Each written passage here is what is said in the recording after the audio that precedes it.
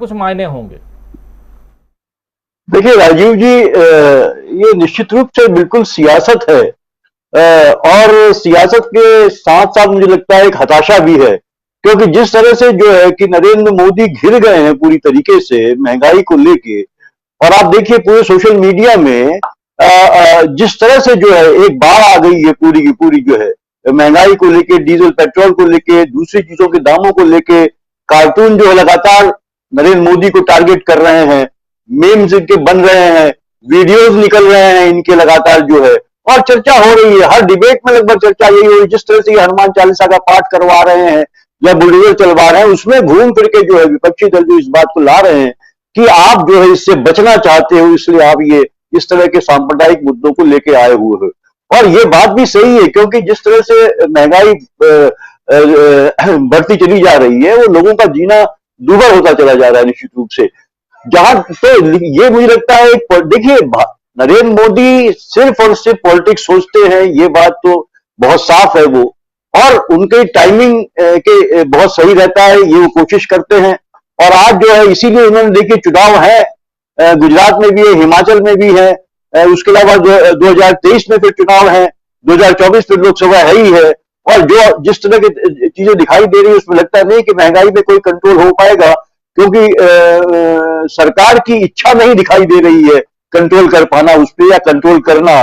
क्योंकि सरकार को ये लगा है कि देखिए सबसे बड़ा सर्टिफिकेट उसको मिल जाता है 5 साल में, जो जीत का, हर राज्य में जो है जो भी चुनाव हो रहे हैं वो जीत के आ जा रही है। 35 से 40% मतदाता जो उसने अपने कब्जे में कर रखा है, हिंदुत्व के एजेंडा को लेके जो है उसने, वो उसके आधार पे वो जो है वो जीत के सरकारें बन जा रही उसकी। तो उसे जनता की चिंता नहीं है, इसलिए वो एक लेकिन चिंता होती है तब जब जो है कि ये लगता है कि अब तो साहब बहुत ज्यादा हो गया है, क्रिटिसाइज हो रहा है, और शायद पानी जो है हमारे सर से ऊपर न निकल जाए। तो नरेंद्र मोदी जो है, और फिर जब चुनाव होता है, चुनाव में कोई नुकसान न हो जाए, तो उस तरह की बातें करते हैं। और आज जो है कि जहां बैठ पे बात होनी थी, उसकी क्या तैयारी है, जिस तरह से केसेस बढ़ रहे हैं, वहां पे आप ये बात को छेड़ देते हैं। और सीधे सीधे ठीकरा यहां भी जो है विपक्षी दलों की सरकारें जो है उनके ऊपर फोड़ देते हैं आप। देखिए राजीव जी, जो मैक्सिमम जो कंट्रीब्यूट फायदा होता है इससे, जो है जो भी पेट्रोलियम और डीजल पे जो एक्साइज ड्यूटी है, उसका बड़ा हिस्सा जो है वो केंद्र का होता है। और केंद्र वैट जो लगता है वो उनकी जो है सेल्स के ऊपर लगता है, स्टेट्स के, और उसका हिस्सा कम होता है राज्यों के पास। उसमें भी जो है कि उसकी जो है कि केंद्र की तरफ से वो उसकी ढिलाई होती है, देरी होती है। तो स्टेट्स की अपनी दिक्कतें होती है, लेकिन पहली जिम्मेदारी जो होती है वो केंद्र सरकार की होती है, क्योंकि सीधे सीधे वही एक्साइज ड्यूटी लगाती है। क्योंकि लगभग जो है 50% जो है पूरा, 45 से 50%, 47 से 50% जो है पेट्रोल पंप में जो ये आता है, जो पेट्रोल डीजल के सेलर के पास आता है, जो पेट्रोल, वो जो है उस पर इतनी कीमत 47 रुपए करीब पड़ती है। उसके अलावा जो है बाकी जो है स्टेट और जो है सेंट्रल का उसमें हिस्सा रहता है। तो निश्चित रूप से इसको, इसमें कटौती की जा सकती है। और ये कटौती आपको याद होगा, जब बहुत ज्यादा जो है लगातार चुनाव आ रहे हैं, एक्सक्यूज मी, चुनाव आ रहे हैं, तो इन्होंने नवंबर में जाके जो है 10 रुपए और 5 रुपए और 10 रुपए की कटौती करी थी। और उसी समय जो है, देखिए जो ये बात अभी तारीफ कर रहे हैं अपने राज्यों की, और ये गिना रहे थे आज कि साहब कर्नाटक को इतना रेवेन्यू का लॉस हो गया, गुजरात को इतना हो गया। तो इनकी सरकारें जहां हैं, मतलब इनकी सरकारें, और जिसको ये डबल इंजन कहते हैं, वो कोई काम आगे बढ़ के अच्छा नहीं करती है। पिछले 2 सरकारें हैं, मोदी जी को खुश करने वाली सरकारें हैं। डबल इंजन का मतलब यही है, केंद्र ने कम किया 5% और 10%, 10 रुपए और 5 रुपए। तो वो भी जो इनकी सरकार है उन्होंने किया, लेकिन उसके बाद तो लगातार बढ़ रहे हैं दाम। क्यों नहीं कम किया सरकारों ने अपनी तरफ से इनिशिएटिव लेके? जहां पे बीजेपी की सरकार है उन्होंने क्यों नहीं किया ऐसा? क्योंकि देखिए ये जो रेवेन्यू है, ये बहुत ही इंपॉर्टेंट होता है स्टेट के लिए भी और केंद्र के लिए भी। लेकिन केंद्र की ड्यूटी बनती है कि वो लोगों को राहत दे, क्योंकि केंद्र सरकार ने उस टाइम पे भी पैसा कमाया है जिस टाइम में इंटरनेशनल मार्केट में क्रूड के दाम बहुत कम थे। 45 डॉलर तक प्रति बैरल के पहुंच गए थे। तब भी हमारे यहाँ जो है कि अच्छे खासे 75 के आसपास जो है वो जो है कि यहाँ पेट्रोल के दाम चल रहे थे वहां पे। तो एक डिफरेंस था। लेकिन मोदी जी कहते थे साहब ये जो है विपरीत समय में काम आएगा। तो इससे बुरा विपरीत समय कौन हो सकता है, मोदी जी से पूछा जाए। जब लोग जो है कि महंगाई के मारे उनकी जान निकल रही है, परेशान है, तो इससे बुरा विपरीत समय कब आएगा। जो आपने पैसा जमा किया उस समय, जिस समय इंटरनेशनल मार्केट में क्रूड ऑयल के दाम कम थे, तो आपने जो झोली भरी, सरकार का खजाना जो भरा गया, तो वो आप राहत कब देंगे जनता को।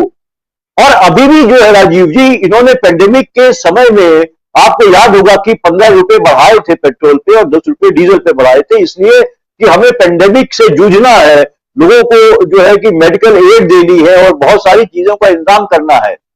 वो भी नहीं घटाया गया है। अभी कब इन्होंने जो घटाया, अभी भी 8 रुपए ज्यादा है वो पेंडेमिक टाइम से पहले, जो पेट्रोल पे जो ड्यूटी है वो।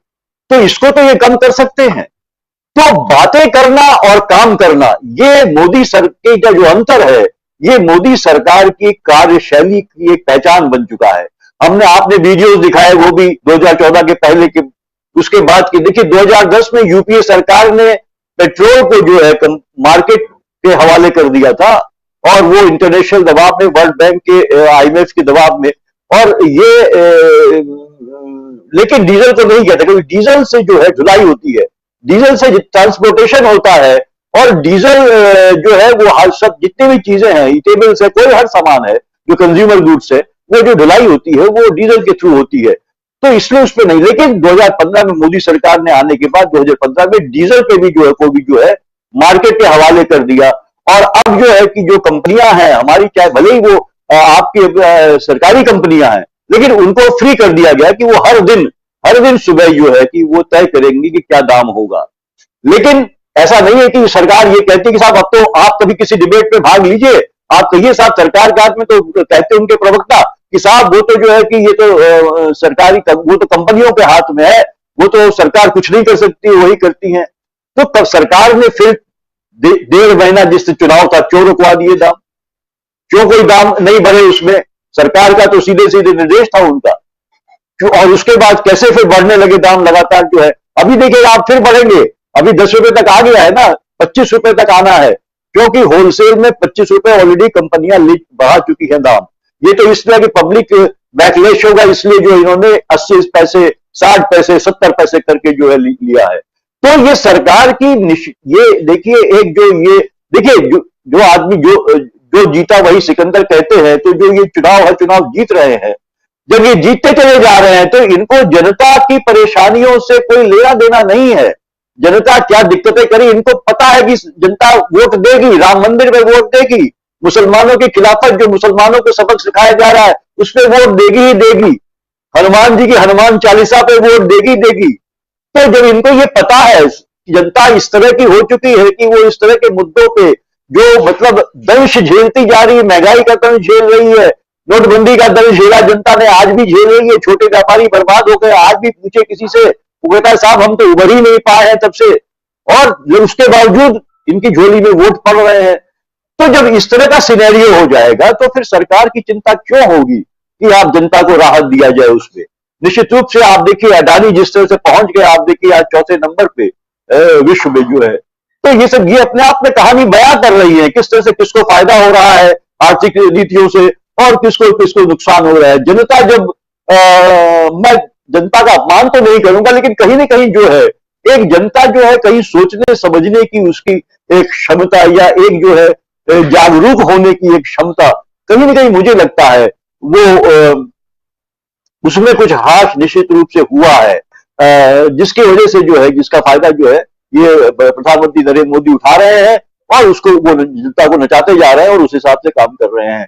लेकिन आज की जो मीटिंग थी, देखिए उसमें भी सीधे सीधे इसीलिए ठीकरा फिर जो है इसीलिए विपक्षी हुआ, क्योंकि सारा दोष मर दिया जाता है कि पहले जो 70 साल के दोष मरते हैं कि जो भी गड़बड़ियां है वो 70 साल का जो विकास हुआ, 70 साल में जहां देश पहुंच गया, इंटरनेशनल लेवल पे जहां पहुंच गया, उसकी चर्चा नहीं होती है।